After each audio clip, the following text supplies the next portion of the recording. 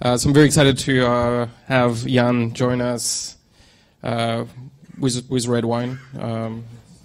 I'm a Frenchman. Yes, that makes it two of us. So thank you for being here. Actually, I have beer here.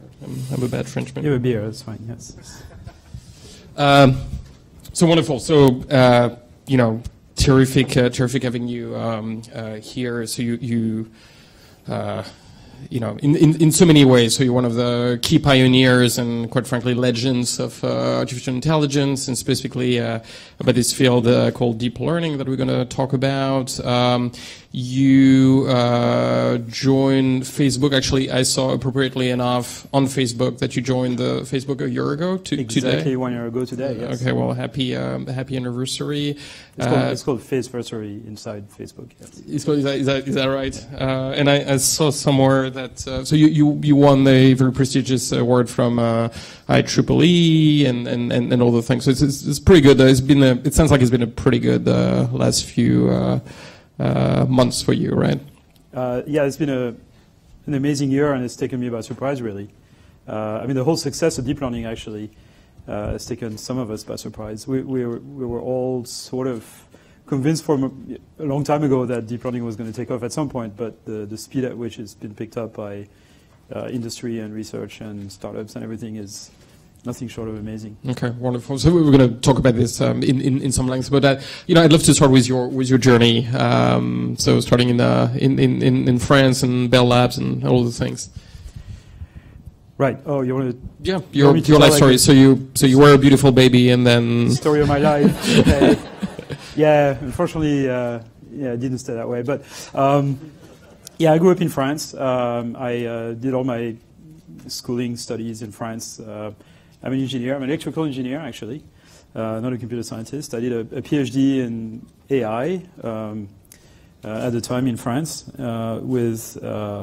at the time when machine learning was really not a field that people were, or at least not a respectable field for sure.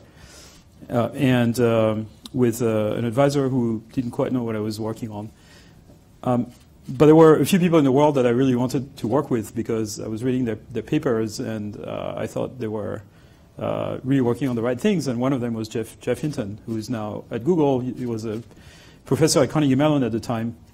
But I met him when I was doing my PhD, and he invited me to do a postdoc with him when he moved to Toronto, from Carnegie Mellon to Toronto. It was an amazing time I spent there, only 1 year. And then I was recruited by Bell Labs, just across the river in New Jersey, actually kind of an hour south in Holmdel, New Jersey. A guy called Larry Jackal at the time had just started a new department to work on neural networks. And this was a physics lab. So all of my colleagues were really working on implementing neural nets on hardware, designing special technologies sort of to build neural net. But eventually we kind of moved away a little bit from that and sort of worked on more sort of algorithms and theory. About a year and a half after I joined, we hired someone very famous called Vladimir Vapnik, who is at the origin of support vector machines, which I'm sure a lot of you are familiar with. This was actually co-invented by Isabelle Guillon, who was in the same group, who is now at Berkeley, Vladimir Vapnik and Bernard Bozer, who is now at Berkeley as well. And there was sort of, within kind of a few offices of each other, within a few months of each other, support vector machines, or within a few years of each other, support vector machines and basically some of the basic techniques of deep learning were invented. And these are kind of interpreted sometimes as the big rivals of machine learning, right? You either do deep learning or SVMs. So it was a bit of an interesting time for us. And you created something. There was actually a video on YouTube that I saw that you called LeNet, which was handwritten number recognition. Right. So there's a piece of technology that I came up with. In fact, I started working on this when I was in Toronto, and really sort of developed it at Bell Labs, called convolutional networks. And what you hear about deep learning these days, the big success of deep learning in a lot of areas for image recognition and speech recognition, all use convolutional networks. So when you hear about deep learning, really very, very often that means convolutional networks. So it's an idea I started working on in the late 80s, 1988, and sort of published a few papers, 1989, 1990. Worked on it a lot at the time to apply it to things like handwriting recognition. And by the mid-90s, AT&T deployed various systems for document analysis, document understanding based on convolutional nets, particularly a check reading system, which at some point in the 90s, in the late 90s, was reading something like 20% of all the checks in the US. So if you are old enough, if you've written checks in the 1990s, it's pretty likely that some of your checks were read by a convolutional net. But then this was kind of the time where neural nets sort of fell out of favor a little bit, and in the machine learning community. So I started working on something else. AT&T split itself up in 1996 and spun off two companies, NCR, which built those check reading systems, the big machines that read checks, thousands of checks an hour, and another company which is now called Alcatel-Lucent, at the time Lucent Technologies, and AT&T proper.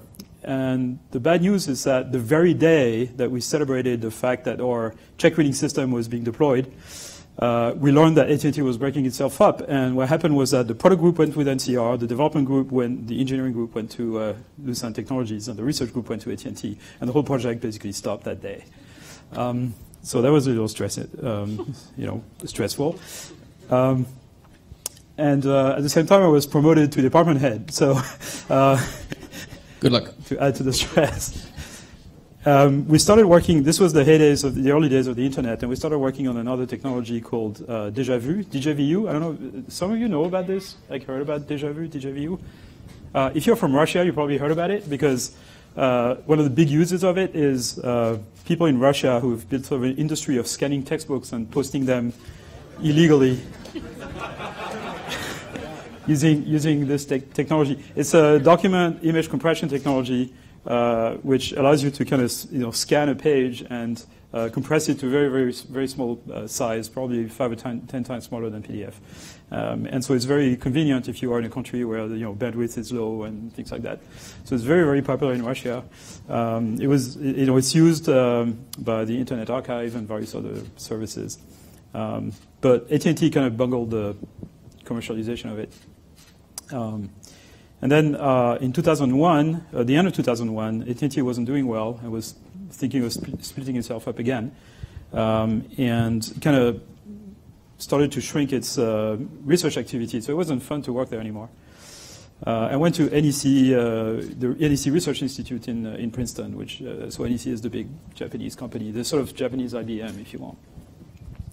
And about a week after I joined, I get a call from Larry Page, who says, we're looking for a director for a research lab at Google. So Google was a small company back then with about maybe 600 employees. Well, I visited there went through an interview, and I guess when I got into the building in the morning, it was 600 employees. When I left at night, it was probably like 700. But, and they offered me the job, and I turned it down. And I turned it down because I was really interested in doing research. I was interested in robotics, computational neuroscience, AI. I really wanted to kind of push the science forward. And doing research in a small company means doing corporate strategy and management and things like this, which I didn't want to do. So I turned that job down. I have no regrets whatsoever. Google is a great company, but I had a fantastic time. So a year later, after I joined NEC, I actually a year and a half later, I joined NYU as a professor, and sort of a couple of years in, maybe not even a couple of years in, almost as soon as I joined, I got together with Jeff Hinton, who was at University of Toronto, and my friend Yoshua Bengio, who used to work with me at Bell Labs, who was a professor at University of Montreal, still is. And we got together and we said, we have to kind of get together and sort of rekindle the interest of the machine learning community towards neural nets or deep learning, as we call it nowadays. because we thought that the whole idea of being able to integrate the entire process of a pattern recognition system or classification system into a single machine that would kind of essentially process raw inputs and alleviate the need for sort of a lot of engineering, for feature engineering. I'm sure a lot of you have played with, who've played with machine learning or data science are kind of spending a lot of time basically engineering features, selecting features, etc. And then the classifier is just kind of a standard module, logistic regression, trees, whatever your favorite method is. And so if you can automate the process of engineering the features, there's a lot more problems that you can apply machine learning to. And so that was the idea behind my interest in machine learning in the early day, in neural nets, and the sort of the new wave of it, which we now call deep learning. So we got together, and with funding from a Canadian foundation called CIFAR, Canadian Institute for Advanced Research, we established a conspiracy. So deep learning is a conspiracy, really. And the conspiracy was to kind of pick a bunch of problems or techniques that we think would be kind of interesting enough for the community to really pay attention again to those techniques and move away from SVMs and things like that. And I have to say it was an unbelievable success. And so really just leading all the way to Facebook. So you joined a year ago. What do you do at Facebook, and what does Facebook want to do with deep learning? So Facebook is 10 years old, and or a little more actually, coming to 11 years old. And Mark Zuckerberg realized that Facebook was sort of relatively well established in its market, pretty much dominant in the social network market, and started thinking about the next 10 years. What are the next 10 years going to be for social interactions? And it's pretty obvious to a lot of people that a lot of our interactions with our friends and a lot of interactions with the digital world is going to be mediated by AI systems. It's already the case that it's mediated by machine learning systems. So if you go to Facebook, every day Facebook can show you, depending on how many friends you have, we can show you maybe 1,500 to 2,000 items, posts, pictures, news items, things like that. But of course, nobody has time for this, unless you are, I don't know, maybe a teenage girl spending all the time on Facebook. But most people don't have time for this. Although about 800 million people connect to Facebook every day, different people connect to Facebook every day, and people on average spend 40 minutes per day on Facebook. So it's a lot of time. In fact, most people spend more time on Facebook on their phone than they spend in the OS itself. So it's the most popular mobile app of all. So people spend a lot of time on Facebook, but still don't have time to read 2,000 items. So we have to select something like 100, 150 per day to show people. And to do a good job at this, which is really the bread and butter of Facebook, we have to know what your interests are, and we have to know what a post or a picture is about. So if you are interested in, I don't know, red Ferraris or something, to take a random example, we'd like to be able to recognize red Ferraris in the pictures and know that you are interested in red Ferraris, so that we show you red Ferraris that your friends have bought. I don't know how many friends you have that bought red Ferraris. I don't have any, but okay. You do buy Teslas, though. So we have to understand content. And so in the short term, the interest of Facebook in AI is to really understand content and understand users and match the two. But there's sort of a long-term play, which is understanding intelligence in general, pushing the science of intelligence, and build things like digital personal assistants and dialogue systems and question answering systems and things of that type. So we were talking with Mike earlier about the trope of disillusionment. So AI went through this long period that you're probably more familiar than anybody else. Where it just wasn't the hot thing anymore at all, and now. Over the last couple of years, so, you went to Facebook, Andrew Ng went to Baidu, Jeff Hinton went to Google, at least part-time. Google bought DeepMind for over 500 million, and so on and so forth. Actually, Siobhan's great chart, Viv Labs, Vicarious have been raising crazy amounts of money for a company that's largely in stealth mode. So, all over the place. So what's going on? What is the reason for this resurgence of AI right now? So it's a combination of things. It'd be self-serving to say that it's the emergence of deep learning that really created this interest. There's something to that. Certainly. It's okay. You can tell us. We're between friends. Deep learning certainly has had an influence on this because image recognition now works, speech recognition now works a lot better. So probably many of you know that most mobile speech recognition applications, search and stuff like that, uses deep learning for the last 2 years. This is both for Apple, Android, Microsoft. All of those applications use deep learning for speech, and there's a lot more applications now that are coming up. Some of which are kind of a little invisible for image analysis, image search, image quality, etc. Spam filtering also from images. So there's certainly deep learning was sort of the trigger. But it was also the conjunction of other phenomena, like the availability of super high power GPUs that allows us to train those gigantic neural nets, and the availability of large data sets as well. So companies like Facebook, Google, Microsoft, Baidu, IBM, etc., not so much IBM, are in a position to take advantage of it because of the data that we have available to us. And so being in a position to have data is really advantageous, relative to companies that have the technology but not the data to really exploit it. Okay, great. So let's talk about deep learning actually. So let's start maybe with the closest thing to a layman definition for everybody's benefit, and why it's different and why it's so groundbreaking. Okay, so for the people here who have done data science, machine learning, data mining, as I said before, the process usually is you get the data, you're cleaning up, and then you find some way of representing it so that you can feed it to your favorite classifier or ranker or whatever you want to call it, right? And most of the time is spent first cleaning the data and then doing feature engineering. So feature engineering says, should I take a combination of those two features in a particular way? Should I eliminate this feature? I have a billion features, which one should I select? Things like that. How do you represent the data that you have in a form that a run-of-the-mill classifier can digest it? Logistic regression, random forest, whatever it is that you're using.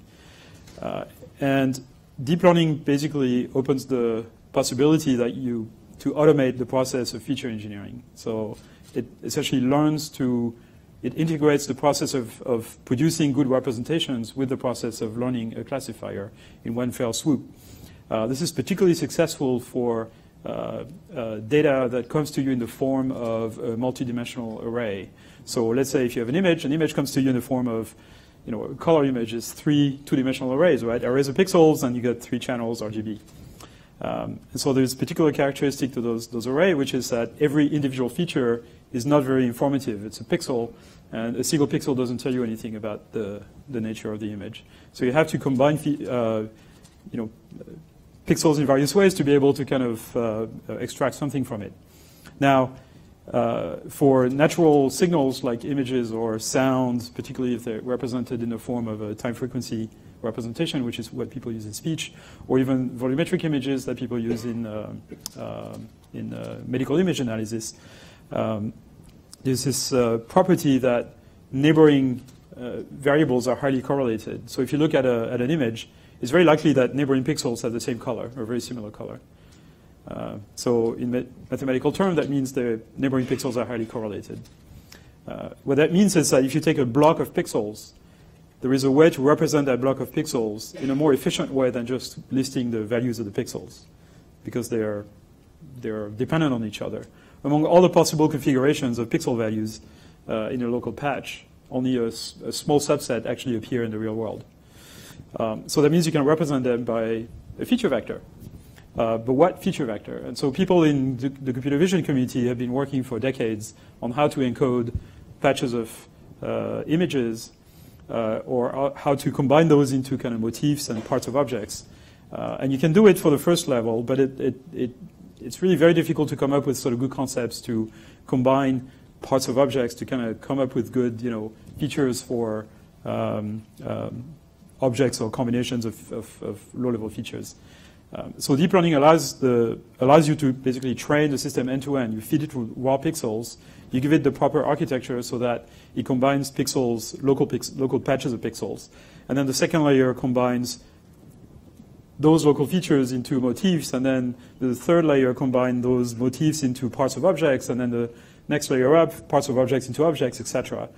So we have systems now that have 10, 12, 20 layers that essentially have this sort of hierarchical structure to them that we can train end-to-end. So is this why you needed a parallel processing to be able to do that? Because you essentially have multiple layers operating at the same time, or no? Right. So the problem with this is that if you want the network to be able to recognize images properly or speech, you need them to be very, very large. On the order of, so essentially the elementary operations that each of those elements are doing is multiply and multiplication by number and addition. And you may have in a typical convolutional net, you may have something like between 1 and 10 billion multiply accumulate operations, where each multiplication is a coefficient subject to learning. Okay, so you have a very large system. Computing the output takes 5, 10 billion operations, and you can't do this on the CPU. It's just too slow. So you have to go to GPUs. Current GPU cards are capable of 4 or 5 teraflops for a single GPU. You can parallelize on multiple GPUs, like something like 4 or 8 in a single machine. And the problem, of course, is that you have to do this millions of times because you need to train the network on millions of images before it's able to do any kind of proper recognition. And you have to cycle through those images perhaps 100 times before it gets it right. So, the first kind of such systems, of course, convolutional nets have been around for a long time, but the first large convolutional nets that are appropriate for object recognition came up about 2.5 years ago, and it would take about 2 weeks to train. The latest versions with the latest software implementations, we can train in about 2 days. And so I read somewhere that among your many achievements, you came up with a concept of backprop that enabled the system to essentially learn from its errors in a way that was for each node as opposed to an average.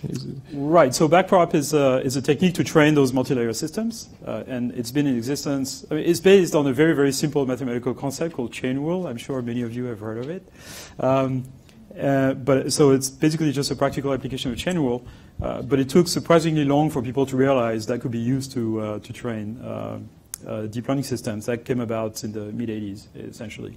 And several people sort of independently came up with the idea. Some people early on in the 70s, but it wasn't kind of formulated the right way. And then Jeff Hinton, Deborah Mohart, and a couple other people came up with it in the mid-'80s. I also came up with it independently, as well as at least one of the teams. So this idea kind of was in the air in the mid-'80s, and it's one of the ideas that kind of spurred the first wave of neural nets in the late 80s, early 90s. So the basic idea of backpropagation is you can think of a learning system as a big box with a few million knobs on it, okay? And you show an image at the input, say a car, and you run the system through, and it produces an output, maybe not the output corresponding to the car, so you tell it it's actually a car. And so the system computes the difference, essentially, between the answer you want and the answer it produced. And then the backpropagation algorithm figure out in which direction to modify all the knobs that determine the input-output function in such a way that next time the output would be closer to the car output, okay? It's basically just a gradient descent algorithm, for those of you who know what that is. So the problem, of course, is that the number of inputs can be in the hundreds of thousands. The amount of computation to compute the output, as I said before, is in the billions. And the number of adjustable knobs is very commonly in the hundreds of millions. So, and you have to do this hundreds of millions of times to train the system properly. So that takes a long time. So where's deep learning going, I guess. So is one of the aspects going from supervised learning to unsupervised, which basically keeps getting closer and closer to the way a human brain works? Right. So the process I just described is supervised learning, which I'm sure many of you are familiar with. When you do classification, it's supervised learning, right? So you have a data set composed of a whole bunch of inputs with a whole bunch of corresponding desired outputs, and then you train the machine to map one to the other. So there is still progress to be made there, but we think we have pretty good handle with this. I think, so on the side of applications, there's going to be this deep learning has sort of revolutionized speech recognition, particularly a sub-module of speech recognition systems called acoustic modeling. So it hasn't really invaded the top high-level part of a speech recognition system that consists in doing language modeling. So the thing that contains the sort of knowledge about the language that's being spoken. But the acoustic modeling part, the part that maps the audio signal to kind of categories of sounds, if you want, that's done by a deep learning system. So that's completely taken over speech recognition over the last 2 years in a very, very short time. And image recognition has been taken over a little later in the last year and a half or so. The next, there's a kind of a sense that in the community that the next set of techniques to kind of fall to deep learning, if you want, will be natural language processing. There's a huge amount of research right now on natural language processing systems based on deep learning. In particular, there's a lot of very popular techniques people have used. So there's a set of techniques that have become very, very popular in recent times that we could call embedding methods or word embedding methods. So this consists in mapping words and sentences to vectors in a high-dimensional space, let's say 1,000 dimensions or something like this, in which that vector represents not only the meaning of the word, but also its syntactic role. So whether it's a noun and whether it's a verb and preposition or whatever. So this idea of learning to map words to vector goes back a long time. There was some pioneering work by Yoshua Bengio actually in the early 2000s, around 2003 or so.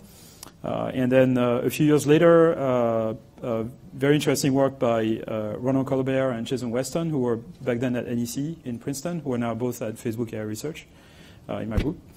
And this was kind of a deep learning technique to learn word embeddings. And then more recently at Google, a gentleman by the name of Tomasz Mikolov came up with a technique called word2vec. I don't know if you guys have heard of this. How many people have heard of word2vec? Okay, cool. Yeah, it's popular. So word2vec is a very, very simple technique which can use deep learning or not, actually, to map, again, words to vectors. And you can do amazing things with it, like it's got some compositional properties. So you can, you have a vector for Paris and a vector for France, and you also have a vector for United Kingdom. And if you do Paris minus France plus United Kingdom, you get London. So the vector that kind of links a country to its capital is the same regardless of which country and which capital. And so that allows us to do amazing things. And you can also use those vectors to represent sentences and stuff. I should mention that Tomasz Mikolov now works at Facebook AI Research. I stole him from Google. I see a common thread. There's only 3 former Googlers who are at Facebook AI Research now. But yes, Marco Lorenzato, Tomasz Mikolov, and Jason Weston. So, so deep learning has essentially completely swallowed the field, right? There's a quote from Jeff Hinton that I saw, which was, we cease to be the lunatic fringe, we're now the lunatic core. Yeah, right, exactly, yeah.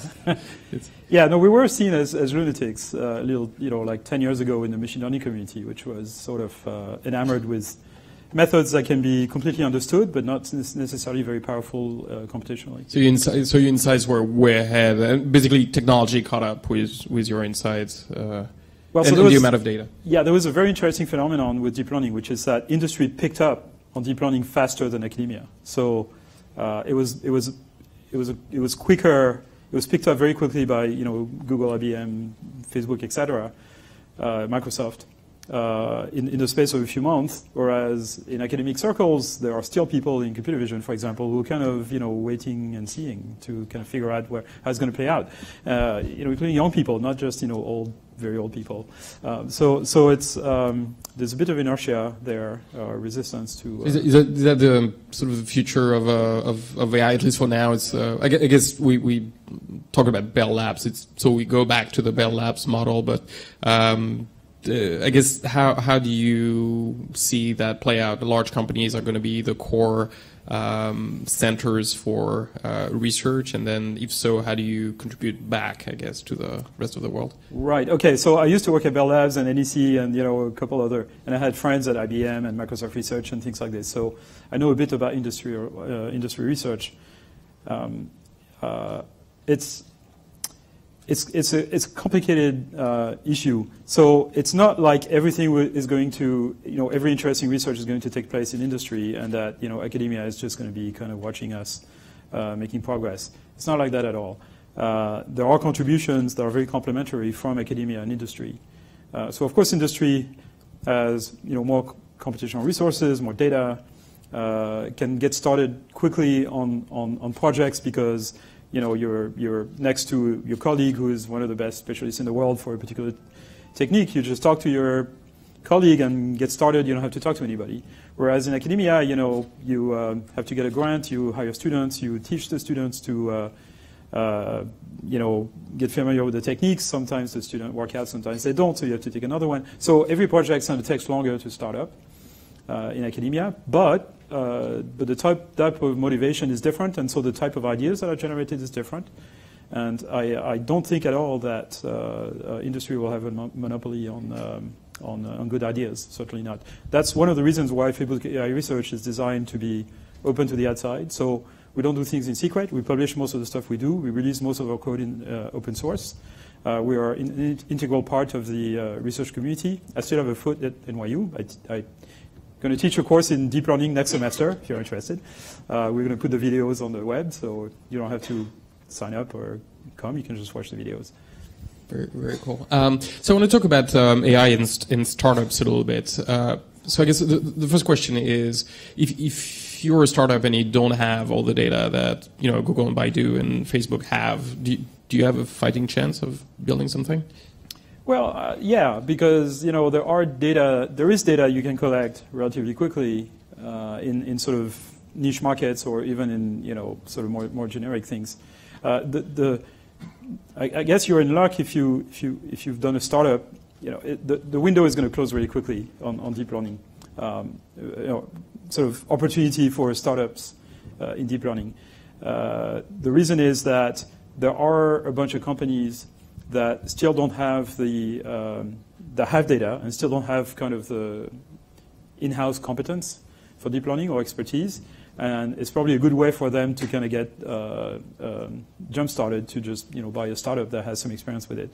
Problem is that most of the startups, most of the students who had some experience with deep learning have either been hired by Google, Facebook, Microsoft, etc., or already sold their startup to Twitter and whatever, or haven't sold yet, but we'll see. So the window is going to close very quickly because there are many people coming up on the market, PhD students from various areas who have been exposed to deep learning, are starting to get a lot of experience, and so there's going to be a lot more supply than there was in the past. There was certainly a gold rush over the last year. Certainly from companies like Google and Facebook and others, but that window is closing. Okay. And if you're a startup, do you want to build a very specific vertical solution, or do you want to build something horizontal with a great company last time called X.AI that presented a very focused AI-driven solution around scheduling? Right. There are companies again like Vicarious in the Valley that are building something much more sort of fundamental. Any thoughts? So I would think the verticals are probably better opportunities. So horizontal would be, here I have this, awesome image recognition technology. But the thing is, a lot of companies have that now. There's open source software you can download. You can train your own convolutional net on ImageNet, and you get a pretty good recognition performance. So, what is the kind of value added that would be good for this? So I think verticals are probably a better idea. I'm actually a co-founder of a couple of companies. This is before I joined Facebook. I'm still sort of advising them. One that does biometrics using deep learning, another one that does sort of music technology. So the second one is called Musami. It's been around for a while, and they use deep learning for various things, and other techniques as well for kind of music-related consumer products and things like that, and apps, mobile apps.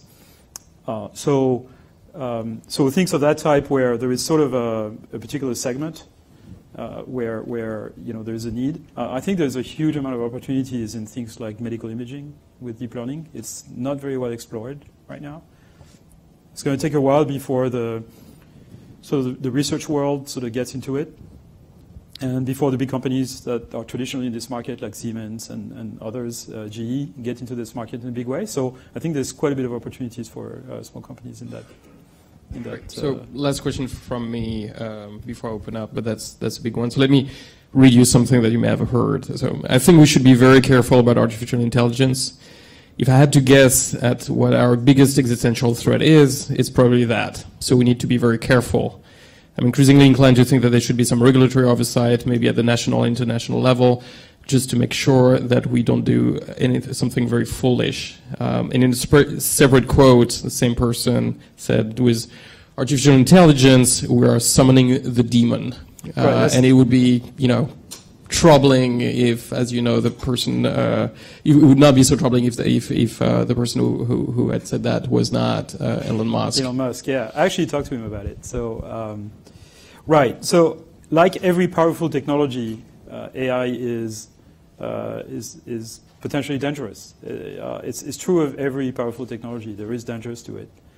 The immediate dangers, though, are not robots taking over the world or existential threats of the type that Elon is talking about. This is sort of very far off. I mean, it's not like we have solved AI. There's sort of major principles that we haven't discovered. Like, how do we do unsupervised learning, for example? We have no idea. I mean, we have lots of ideas, but they don't quite work. At least they don't work nearly as well as the brain. So there are sort of basic things we haven't figured out. There's probably a lot of technical obstacles that we're going to encounter as we move forward. There's a long history in AI of people kind of being super enthusiastic because a new set of techniques was discovered, and then say, now we've solved it.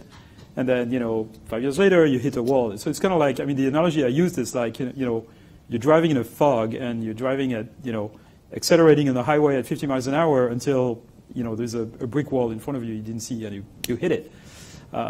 So, deep learning kind of gives us a lot of hope that we're going to move forward. We don't know where the next brick wall is, and we don't know how we're going to get through it. But clearly there's a lot of opportunities now to make progress. We don't know where the limit is yet, but there's certainly one.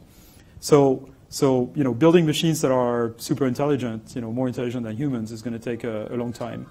The second thing also is that there's a difference between. So this is actually a point that my colleague Oren Zioni pointed out. So he is the director of the Allen Institute for AI Research. AI squared. And he makes a difference between intelligence and autonomy. So you can have systems that are intelligent but not autonomous. They can solve problems, but they don't decide by themselves what problems to solve. Okay, so you could think of a chess playing machine of this kind, of being a machine that's intelligent in some way but not autonomous. So the question is, how much autonomy will we give to machines? If we give them autonomy, do we have ways of making sure that the decisions they make are kind of beneficial to humanity as opposed to kind of detrimental?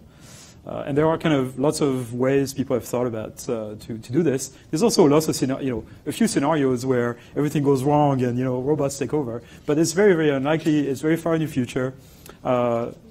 Yet we need to think about it right now. It's the same way. In the late 70s, early 80s, people started thinking about bioethics because it was clear people were going to be able to do, genetic manipulation, and there's sort of limits to cloning.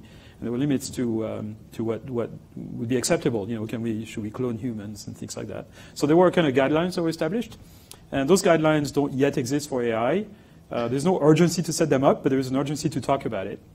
And it's due for, there's two reasons for it. The first one is because, as I say, AI is potentially dangerous. But the second one is because the public thinks it's more dangerous than it actually is. So there is a segment of the public that is extremely scared about the potential of AI, and the real dangers and the false dangers need to be explained. Great. All right, time for a couple of questions. First one. Hey, so the question I have is, you talked about these brick walls. Do you think a lot of the brick walls happen because of like a hardware problem? So you have these great ideas, but the hardware isn't there? Yeah, that's a very good question. The answer is different from people who are down in the trenches of AI, kind of trying to make progress, and people who are kind of observers on the outside. So to an observer, it looks pretty much like AI is completely tributary to progress in hardware performance. And there is some truth to this, in the sense that people in the old days thought they could do computer vision without actually having machines that were very powerful.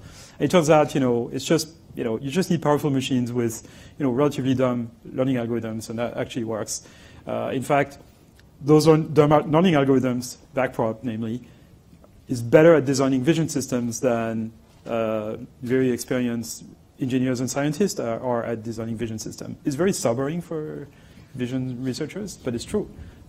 Same for natural language understanding systems. Those deep learning algorithms are better at designing NLP systems than linguists are, or natural language specialists. So that's to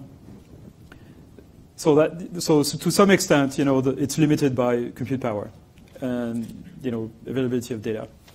But again, there are basic principles that we haven't discovered, and whether we will discover them when the compute power becomes available or not is anyone's guess.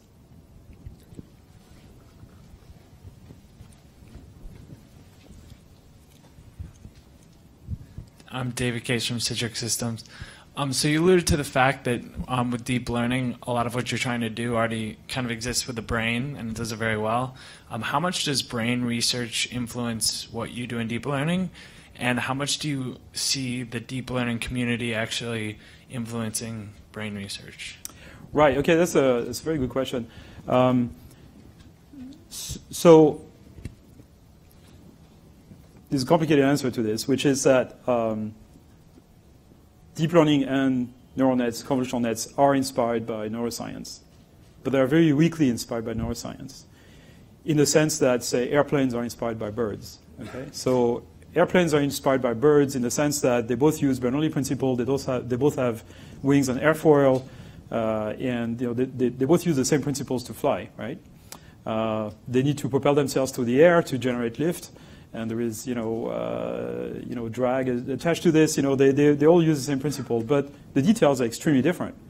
Birds flap their wings. They have muscles. They have feathers that are incredibly complicated. And if you ask a bird biologist what is crucial for flight, that bird biologist will go for hours on the structure of feathers and how feathers are really important for bird flight. They turn like this in the upstroke, and then they lock in place in the downstroke, and you have to know everything about feathers to be able to reproduce bird flight. And in fact, you have to reproduce every detail. And so if you talk to a neuroscientist, they will tell you the same. They will go for hours on end on the details of how neurons function, and that you absolutely have to reproduce every detail of how neurons function if you want to kind of be accurate. But that doesn't work, because we don't know what's important in those details. So what we need to discover to be able to build more intelligent machines is the underlying principle of intelligence, which would be the equivalent for intelligence as aerodynamics is for birds and planes. They both, aerodynamics kind of, is the principle on which both bird and plane fly, and the principles underlying intelligence are the ones that govern both natural and artificial intelligence, without the details being important.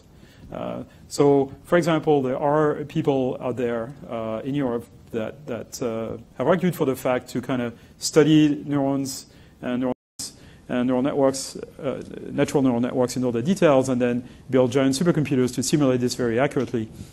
And somehow they think AI will emerge. And I think that's nuts. That's just completely nuts. Even though there's a huge amount of money that are invested in this kind of stuff. There's similar work in the US and other places with people who build chips that more or less accurately reproduce certain functions of neurons, like something called STDP, which is sort of a very sort of biologically motivated learning algorithm, and spikes. Neurons actually produce spikes, which artificial neurons don't. They just send numbers. So people think there is some magic in spikes. The problem is, from the engineering point of view, nobody has actually demonstrated that spiking neurons actually work. Like there is no image recognition systems that are based on spiking neural networks. Why build chips for something we don't know works? So there are things that are biologically motivated that are misguided, in my opinion. But you need a little bit of inspiration as a kind of proof of existence. The brain is sort of a proof of existence that intelligence can be attained. So among other things, we've established that on top of everything, you know an awful lot about bird flight. Yes. Actually, I'm a flight buff. I build model airplanes for fun. So I can't. I have to. All right. So we can plug this in somehow. We have time for one last one, and then all right. So somebody in the back. We haven't had questions from the back lot. Hi, I'm Jack Lin, and for all the data scientists in the room. So let's say if you are already familiar with some techniques, but either you want to spend time and you have a limited amount of time to learn something. So maybe something that can you recommend? The type of areas we should focus on. Maybe something like Q-learning or some other techniques that's worth the time to put into. Well, I mean, there's no single answer to this, of course, because it depends a lot of the problems you are interested in. I mean, certainly deep learning is kind of a hot topic. It's probably going to invade a lot of different things that people in this room are doing. So it's a good idea to kind of learn a bit about this. The field is moving really quickly, and so there are Coursera courses. Jeff Hinton has a Coursera course on it, which you can take. But it's again, there's almost nothing in it about natural language processing, for example. So that would be something you need to get someplace else. Again, I'm teaching a course next semester at NYU on deep learning, and the videos will be posted, so you can just watch the videos. And Yoshua Bengio is writing a textbook on deep learning, and he's putting it up for free on his website. It's co-authored with Aaron Colville and Ian Goodfellow, so you can just download a draft and see what it is. There's a number of talks that I've given about deep learning that you can just watch off the web.